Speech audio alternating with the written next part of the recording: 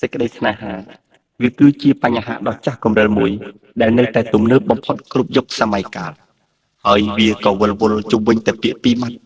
គឺសប្បាយនិងទុក្ខព្រួយមែនចុះកិច្ចសន្យាជាមួយសេចក្តីស្នេហាក៏បានន័យថារងចាំទទួលបរិកម្មជាមួយនឹងភាពទុក្ខព្រួយគ្រប់បែបយ៉ាងដោយសារតែវានឹងរួចទៅហើយដែរបងធ្លាប់ពោលពាក្យថាស្មោះនឹងអូនតែម្នាក់ពុត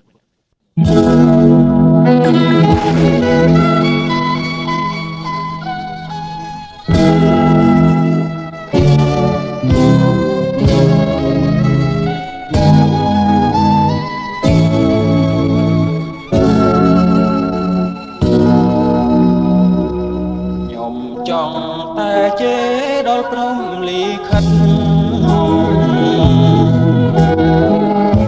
តែបានកំរិតវាស្នាខ្ញុំឲ្យសានសិលទៀន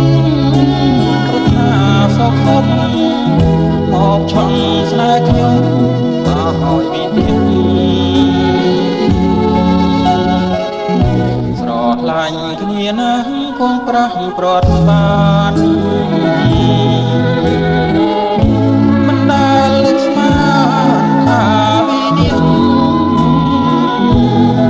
យខ្សែជី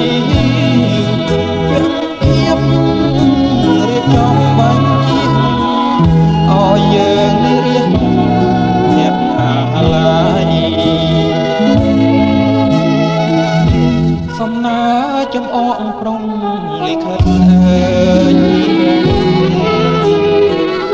កាភាពសោកខាយឲ្យខ្ញុំញោមញឹមជីវិតក្រោមគ្រៀត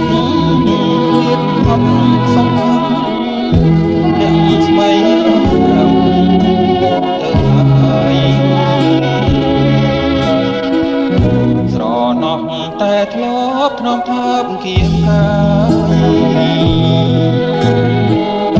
អូនអើយបងអើយអ្នកគេឯងកាយផ្លូវ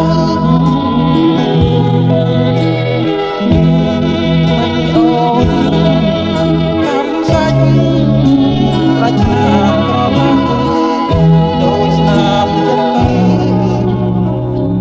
សរសេរទុក